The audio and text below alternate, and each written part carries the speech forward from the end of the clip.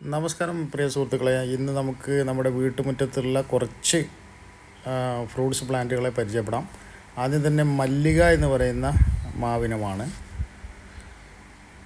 നല്ല വെയിലും വെള്ളവും കൊടുത്തു കഴിഞ്ഞാൽ നല്ല വലിപ്പമുള്ള നല്ല മധുരമുള്ള ഒരു മാവിനമാണ് മല്ലിക. എല്ലാവർക്കും പരിചയമുള്ള ഒരു ഐറ്റമാണ് ഇത്. നമ്മൾ വീട്ടിൽ വെച്ച് പിടിപ്പിക്കേണ്ട ഒരു പ്രധാനപ്പെട്ട ഒരു മാവിനമാണ് മല്ലിക. നമ്മൾ വെച്ച് പിടിപ്പിച്ചിട്ടുള്ളത് കാരക്കയുടെ ഡേറ്റ്സിൻ്റെ പ്ലാന്റാണ്. ഇപ്പോൾ ഏകദേശം 2 വർഷം കഴിഞ്ഞിട്ടുണ്ട് നമ്മൾ വെച്ച് പിടിപ്പിച്ചിട്ട്. ചെറിയ തൈയായിരുന്നു നമ്മൾ വെച്ച് പിടിപ്പിക്കുമ്പോൾ. ഇപ്പോൾ ഏകദേശം നമുക്ക് അടിയിലെ പട്ടയൊക്കെ വേണമെങ്കിൽ വെട്ടിക്കൊടുക്കാം എന്നുള്ള ഒരു പ്രായമായിട്ടുണ്ട് ഇതിന്. എന്താണെങ്കിലും ഡേറ്റ്സിൻ്റെ പ്ലാന്റാണ്. നല്ല വെയിൽ കിട്ടുന്ന, സൂര്യപ്രകാശം കിട്ടുന്ന, വീടിൻ്റെയൊക്കെ മുൻഭാഗത്തായിട്ട് വെച്ച് പിടിപ്പിക്കാൻ പറ്റുന്ന നല്ലൊരു പ്ലാന്റാണ്. കായ ഉണ്ടാവുക എന്നുള്ളതിലുപരി ഒരു ഭംഗി ആണ് നമ്മൾ ഉദ്ദേശിക്കുന്നത്. അതുകൊണ്ട് തന്നെ വീടിൻ്റെ കവാടത്തിൽ തന്നെയാണ് നമ്മൾ വെച്ചിട്ടുള്ളത്. നിലത്തു നിന്നും ഏകദേശം വിട്ട് തുടങ്ങി. 2 വർഷമായപ്പോൾ തന്നെ നിലത്തു നിന്നും ഏകദേശം അത് പൊന്തി തുടങ്ങിയിട്ടുണ്ട്. ഇനി അടിയിലുള്ള പട്ടയൊക്കെ വെട്ടിക്കൊടുത്തു കഴിഞ്ഞാൽ നന്നായിട്ട് മരമായിട്ട് മാറുന്ന രൂപത്തിലേക്ക് വരും.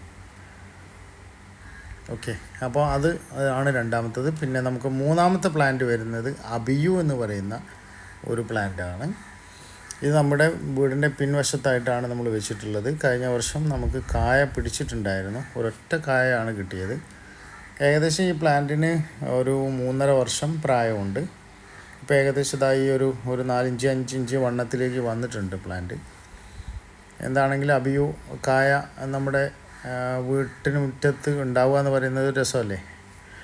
അപ്പോൾ അത് ഉണ്ടായി, നമ്മളത് കായ പറിച്ചു. നല്ല രസമുള്ള ഫ്രൂട്ടാണ് അബിയു.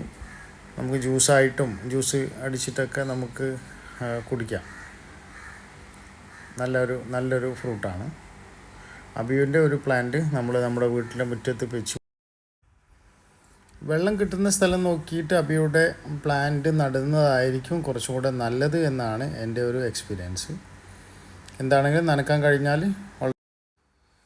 അടുത്തതായിട്ട് നമ്മൾ വീട്ടിൽ വെച്ച് പിടിപ്പിച്ചിട്ടുള്ളത് സെഡാർബെ ചെറി എന്ന് പറയുന്ന ചെറി വിഭാഗത്തിൽപ്പെട്ടിട്ടുള്ള ഒരു ഐറ്റമാണ്. നമുക്ക് ഇത് കായ്ച്ചു തുടങ്ങി. വെയിൽ നല്ല സൂര്യപ്രകാശം കിട്ടുന്ന സ്ഥലത്താണെങ്കിൽ നന്നായിട്ട് കായ പിടിക്കുന്ന ഒരു ഐറ്റമാണ്. അധികം ഓവറായിട്ടുള്ള പുളിയൊന്നുമില്ല, പുളിരസമല്ല.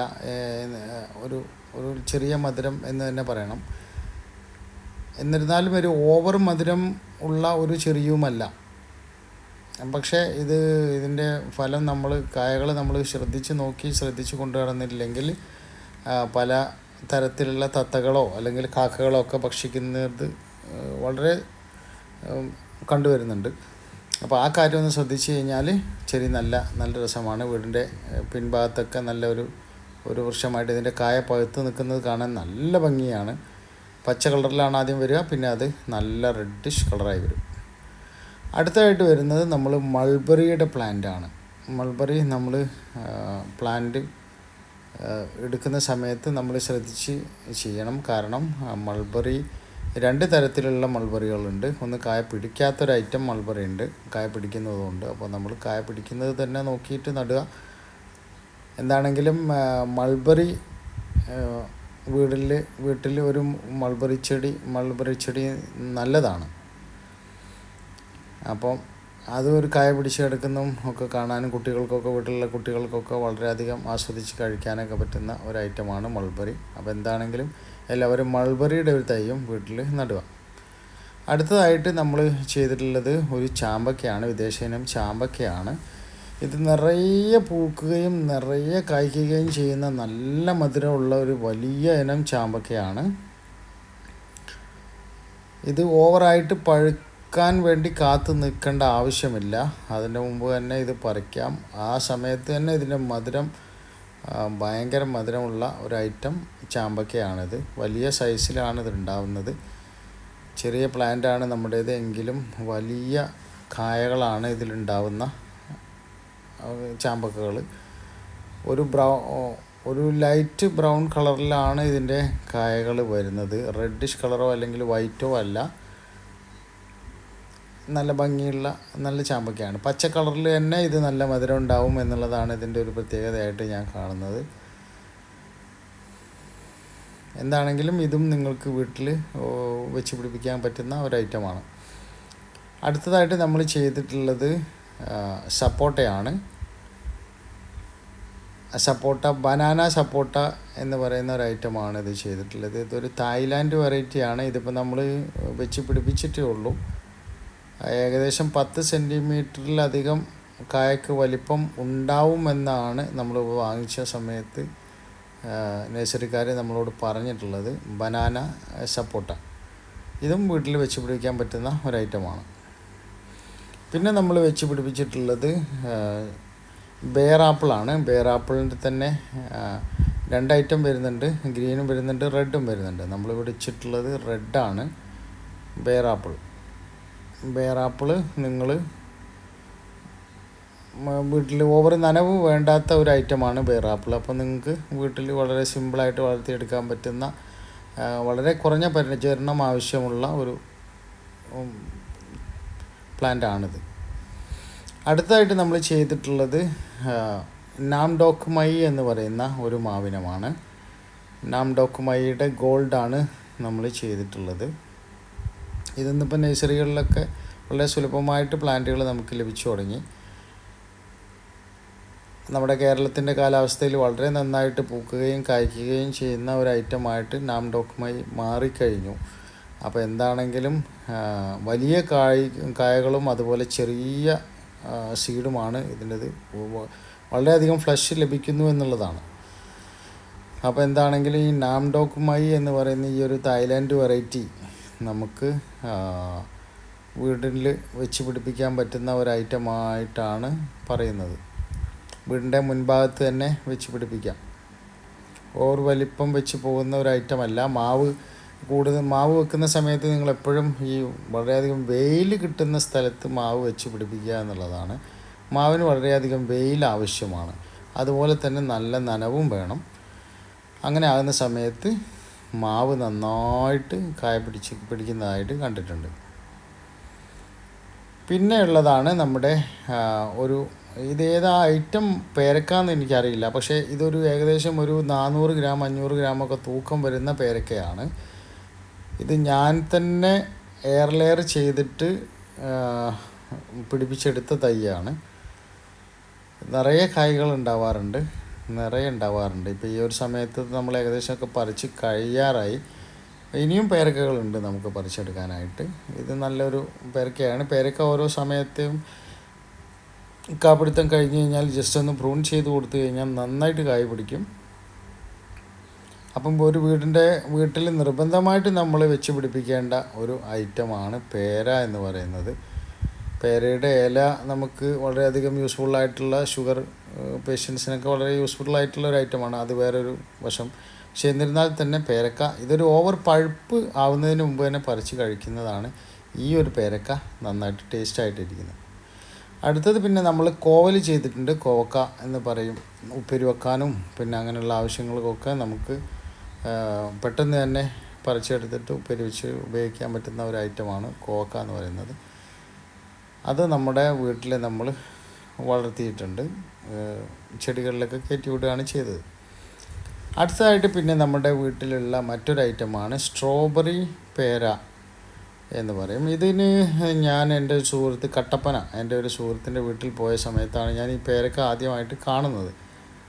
അദ്ദേഹത്തിൻ്റെ വീട്ടിലെ ആ മരത്തിലുള്ള പേരക്ക മൊത്തം പറിച്ച് കഴിച്ചു എന്നുള്ളതാണ് അന്ന് അവിടെ സംഭവിച്ചിട്ടുള്ളത്. അപ്പോൾ അന്ന് തന്നെ ഞാൻ അതിൻ്റെ ഒരു സീഡ് ഈ കട്ടപ്പനയിൽ നിന്ന് തന്നെ ഒരു നഴ്സറിയിൽ നിന്ന് ഞാൻ വാങ്ങിയിട്ട് പോരുകയും അത് ഞാൻ വെച്ച് പിടിപ്പിക്കുകയും കഴിഞ്ഞ വർഷം തന്നെ നമുക്ക് ഏകദേശം ഒരു 10-15 കായകൾ പിടിച്ചിട്ടുണ്ടായിരുന്നു. ഏകദേശം ഇപ്പോൾ ഒരു 3 വർഷത്തിന് മേലെയായി പിടിച്ചിട്ട്.